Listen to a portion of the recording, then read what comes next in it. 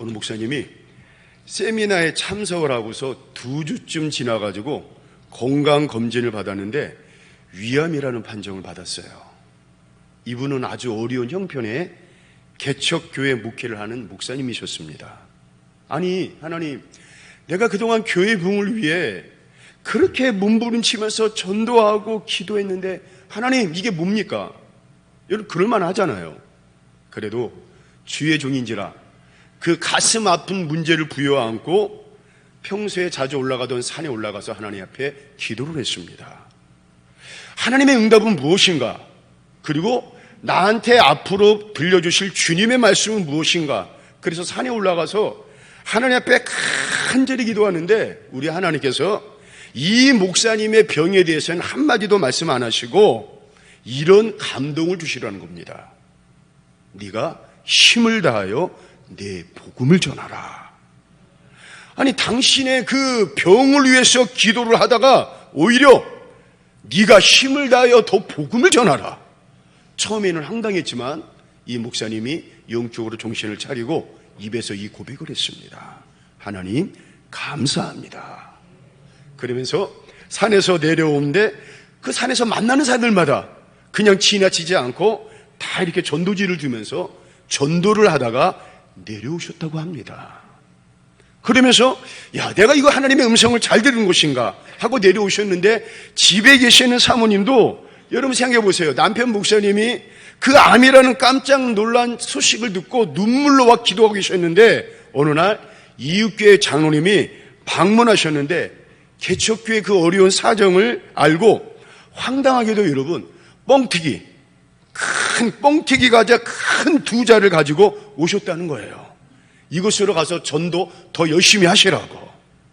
이 사모님이 지금 남편은 암으로 산에 올라가서 기도하고 있는데 뻥튀기 그 2자를 끌어안고 울어야 될지 웃어야 될지 모르다가 마음속에 하나님께서 암 때문에 걱정하지 말고 전도하는 것을 힘쓰라. 그런 응답을 받고 사모님도 하나님 앞에 이렇게 입을 열어 말했다고 합니다. 하나님, 감사합니다. 라고 했는데 목사님도 그런 응답을 가지고 오셨다는 거예요. 그래서 아마도 하나님께서 우리에게 위암으로 인하여 걱정하지 말고 더 복음 전하는 일에 더 힘쓰라는 음성을 들려주셔서 오히려 하나님 앞에 눈물로 감사하다는 그 글을 제가 보았습니다. 여러분, 내가 지금 믿음을 가졌다는 게 뭡니까? 감사하는 것입니다. 그런데 여러분, 감사보다 신기해요. 자꾸만 불평이 먼저 나오고 자꾸만 먼저 짜증이 나오고 여러분, 그분은 엄밀하게 말해서 지금 하나님을 믿고 있지 않다는 것입니다. 시편 50편 23절 우리 한번 읽어보겠습니다. 시작. 감사로 제사를 드리는 자가 나를 영화롭게 하나니 그의 행위를 옳게 하는 자에게 내가 하나님의 구원을 보이리라. 그렇습니다. 감사로 예배 드리는 자가 하나님을 영화롭게 한다 그랬습니다. 여러분, 우리 믿음의 성도라면 당연히 하나님께 감사하는 삶을 살아야 돼요. 그래서 여러분들이 살아가면서 나도 모르게 하나님 감사합니다. 하나님 감사합니다. 감사합니다. 여러분, 누가 기뻐하신다는 겁니까? 하나님이 기뻐하신다는 거예요. 근데 막 짜증이 나고 불평이 나고 막 신경질이 나고 여러분, 그건 여러분 하나님이 마음 아파하십니다. 한번 해보겠습니다. 하나님 감사합니다. 시작. 하나님 감사합니다. 그럼 여러분 누가 기뻐하신다는 거예요? 하나님이 기뻐하신다는 거예요. 구약 성경 말씀을 보면 하나님께서 이스라엘 백성들을 애굽에서 건져내시고 40년 광야 길을 걷게 하시고 그리고 가나안 땅에 들어가게 하실 때 하나님의 마음속에 걱정거리 하나가 있었습니다. 그것은 이스라엘 백성들이 이제 가나안 땅에 들어가면 하나님을 혹시 잊어버리지 않을까? 이게 너무나 걱정이 되는 거예요. 여러분, 이스라엘 백성들이 출애굽할 때는 오직 하나님만 바라봤습니다. 하나님 없이는 출애굽을 할 수가 없어요. 홍해를 갈라주실 때도 하나님을 바라봤습니다. 바로 왕에게 10가정을 재앙을 내릴 때도 하나님 바라봤습니다. 여러분, 다 누가 하신 겁니까? 하나님이 하셨어요. 광야를 지날 때 낮에는 구름 기둥으로 밤에는 불 기둥으로 아침마다 하늘에서 만나를 내려가지고 먹고 살게 하셨습니다. 하나님만 바라봤어요. 하나님이 없이는 절대 불가능합니다. 그런데 이제 가나안 땅에 들어가게 되면 거기서부터는 이제 정착을 하고 농사를 지어야 돼요. 농사를 지어가지고 소출을 거두어 어느 날부턴가 창고에다가 저장을 하고 그 쌓아놓은 곡식을 보면서 지내면서 살게 돼요, 이스라엘 백성들이. 근데 하나님은 여러분 그때를 걱정하시는 겁니다. 그래서 신명기 8장에서 12장까지의 말씀을 묵상하면 하나님의 이런 걱정스러운 마음을 읽을 수가 있습니다. 니들이 먹어서 배불리고 아름다운 집을 짓고 거하게 되며 또 니들이 우양이 번성하며 너희들이 은금이 증식되며 너희들이 소유가 다 풍부하게 될 때 여러분 우리 하나님의 마음이 뭡니까? 두렵건대 너희들의 마음이 교만하여 너희들이 하나님 여호와를 잊어버릴까 하노라. 또 두렵건대 너희들 마음에 이르기를 내 능과 내 손의 힘으로 내가 이 재물을 얻을까 할까 하노라. 이스라엘 백성들이 여러분 만나를 먹을 때나 농사를 지어서 곡식을 거두어 먹을 때나 다 누가 주신 것입니까? 하나님이 주신 거예요. 그런데 농사를 짓고 곡식을 거두어 가지고 창고에 있는 그 곡식을 바라보면서 자기가 수고했다고 생각하는 양들을 바라보면서 그때부터는 내가 했구나, 내 손으로 했구나, 내가 수고했구나 교만하게 될까 봐 우리의 하나님이 걱정하신 것입니다. 그런데 여러분 사람이 교만하면요 하나님을 잊어버립니다. 우리의 하나님은 이걸 걱정하신 거예요. 사람도 그런 것 같아요. 처음에 어렵고 힘들 때는 작은 것 하나만 얻어도 여러분 우리의 입에서 하나님 감사합니다, 하나님 감사합니다, 그 조그만 것에 대해서도 하나님 감사합니다 하면서 기뻐하는 삶을 살지 않습니까? 그러면서 우리가 이렇게 고백하지 않습니까? 역시 하나님의 은혜입니다, 하나님 감사합니다, 우리 그렇게 고백을 해요. 그런데 문제는요 이제는 시간이 지나면서 이게 계속되다 보면 여러분 언제부턴가 나의 마음에 이게 생각이 듭니다. 내 힘이 없구나, 내가 이렇게 노력했더니만 이렇게 하니까 되는구나, 이럴 때는 이렇게 하면 되는구나. 하나님을 향한 감사가 그때부터 나를 향한 감사로 변질이 되는 겁니다.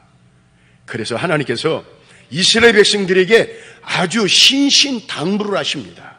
레위기 말씀에 보면 이런 말씀이 있습니다. 너희들은 잘 듣고 잘 명심해라.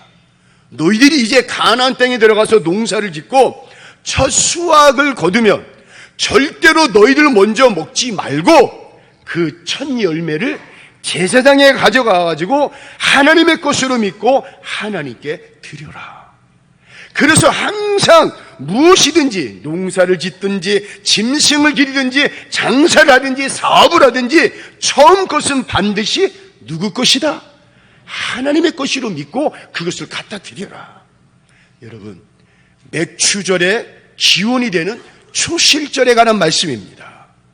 그래서 맥추절은요 단순히 농사의 수확을 감사하는 날이 아니라 바로 처음 것을 하나님께 드리며 남은 것도 하나님이 책임져 주실 것을 믿습니다 라면서 감사함으로 드리는 절기가 바로 맥추 감사절입니다.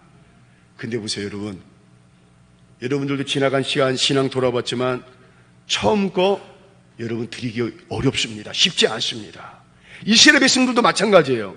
가나안 땅에 와서 처음으로 와 고생하며 수고하며 목숨을 내놓으며 농사를 짓고 이거를 하나님 앞에 처음 것을 드리려 했는데 쉽겠습니까?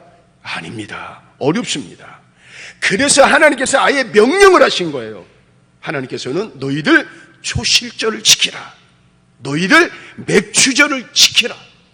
이거는 해도 좋고 안 해도 좋고 그것이 아니라 하나님의 명령이기에 이스라엘 백성들이라면 하나님의 믿는 자녀라면 당연히 이 절기를 지켜야 된다는 거예요. 왜 그렇습니까? 바로 우리 하나님의 마음은 이겁니다. 하나님이 주신다는 거예요.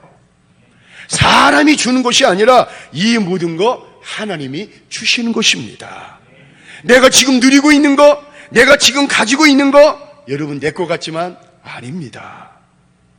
하나님이 주셔서, 하나님이 허락하셔서 이렇게 우리가 누리고 있는 것입니다. 또 여러분, 하나님이 책임져 주시는 것입니다. 내 것이라고 내가 책임지는 것이 아니라 누가 책임져 주셔야 돼요? 하나님이 다 책임져 주셔야 우리가 여러분 이렇게 하루하루 살아가는 것임을 믿습니다.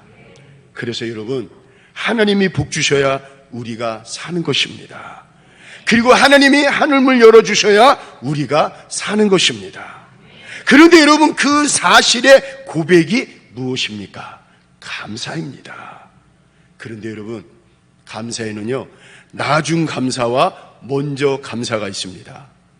그럼 여러분, 나중 감사가 뭡니까? 받았습니다. 손에 쥔 것이 있습니다.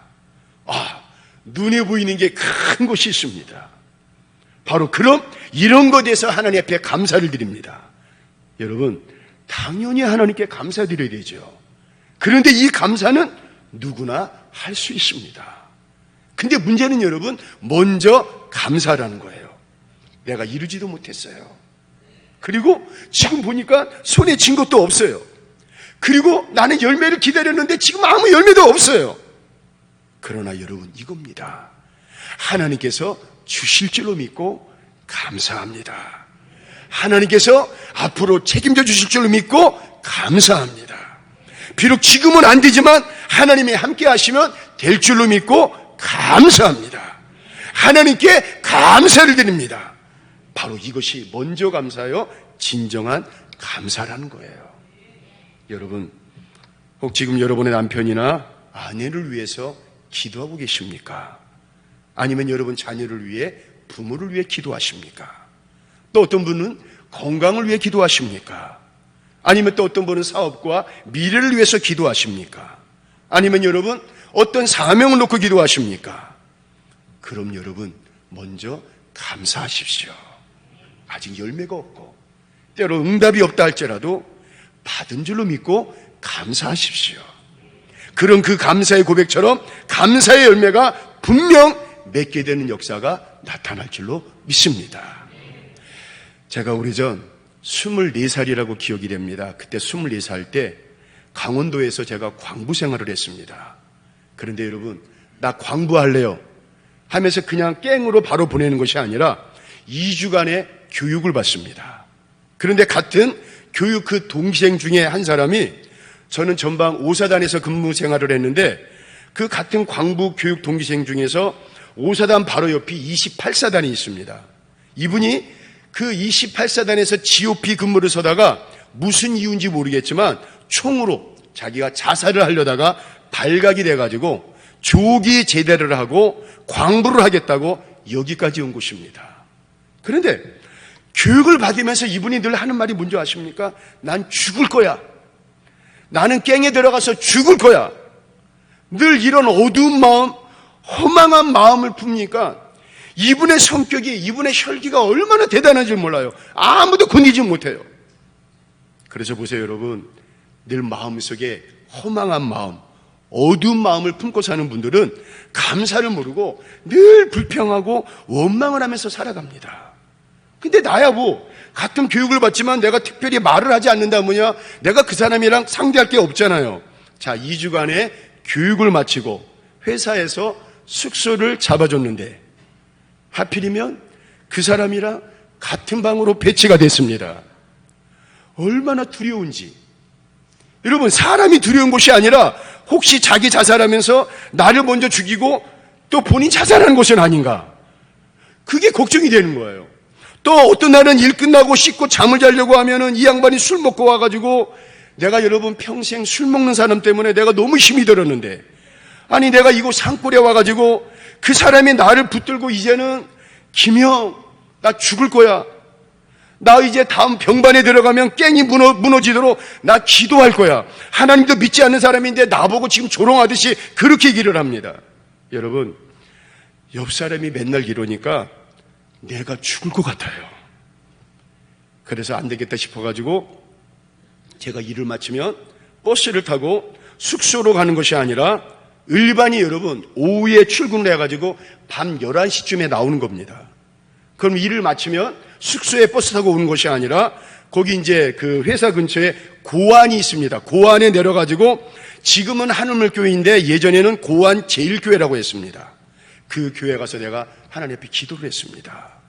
내가 뭐라 기도한 줄 아십니까? 하나님, 내가 죽겠습니다. 저 사람이 먼저 죽는 것이 아니라 내가 저 사람 때문에 내가 먼저 죽겠습니다. 얼마나 기도했는지 몰라요. 그리고 교회를 나와가지고 숙소까지 걸어갑니다. 한 1시간 걸어가야 돼요. 차가 없으니까. 거기 동네 상갈래를 지나가지고 그 5,000년 된 정암사 그 절을 사찰을 지나가지고 그 위로 만왕 숙소까지 걸어가는데 그때 여러분 제가 혼자 걸어가는 것이 아니라 그때 막 찬양을 불렀습니다. 그리고 걸어가면서 와 하나님 앞에 소리치면서 와 기도를 했습니다. 그 길은 워낙 외진 길이라 지나가는 사람도 없고 지나가는 차가 없습니다. 마치 미친 사람처럼 와 찬양을 부르고 와 소리 지르면서 하나님 앞에 막 기도했습니다. 하나님, 내가 이러려고 왜 나를 여기 보내주셨습니까? 내가 저 사람 때문에 내가 죽겠습니다. 하나님, 나 이거 어떻게 하겠습니까? 그런데 여러분, 어느 날 제 마음속에 뜨거움이 생기면서 제 입에서 나온 첫 마디가 뭔지 아십니까? 하나님, 감사합니다. 하나님, 그 사람을 나한테 붙여주셨군요. 하나님, 그 사람 살리라고 나를 붙여주셨군요. 하나님, 감사합니다. 이런 깨달음을 주시는 거예요. 그런데 저도 모르고 그동안 여러분 계속 그것 때문에 불평불만을 한 겁니다. 그래서 다시 한번 하나님, 감사합니다. 여러분 이렇게 말씀을 주시니까 갑자기 내 마음에 강한 믿음이 생기는 거예요. 그래서 제가 지금도 기억이 납니다. 그때 미친 사람처럼 올라가는 길입니다, 여러분. 그 숙소가 거의 한 1000m에 있는 그런 숙소였습니다. 막 뛰어가가지고 그 감이 무서워가지고 내가 건들지도 못해요. 근데 가자마자 그냥 문 열고 그 사람을 흔들어가지고 그 자살 예비자를 깨워가지고 내가 복음을 전했습니다. 제가 성령이 감동이 해가지고 막 복음을 전하니까 정말 성령님께서 역사하신 거예요. 결국에 그 자살 예비자가 주님을 받아들이고 나를 따라 그때 고안 제일교회 가서 예배도 함께 드리고 예비 자살자가 천국 소망자로 살게 되는 역사가 일어났습니다. 어떻게 이런 역사가 일어났을까? 바로 하나님 앞에 드리는 감사였습니다. 바로 감사의 누군가 한 사람이 고백이 죽어가는 누군가 한 사람을 여러분 살리는 역사가 일어났습니다. 존 맥스웰 목사님이 쓴 책에 보니까 이런 내용이 있습니다. 오하이주에서 목회를 하실 때 사냥을 잘하는 그 교인과 함께 고속도로를 이렇게 쭉 달리고 있었어요. 차를 타고 있었는데 그 운전하는 그 교인이 갑자기 목사님한테 이런 말 하는 거예요. 목사님, 저기 도로 보이세요? 자기는 안 보이는 거예요. 또 지나가다가 목사님 저기 토끼 보이세요? 안 보이는 거예요. 목사님 저기 오리 있는데 오리 보이세요? 안 보이는 거예요.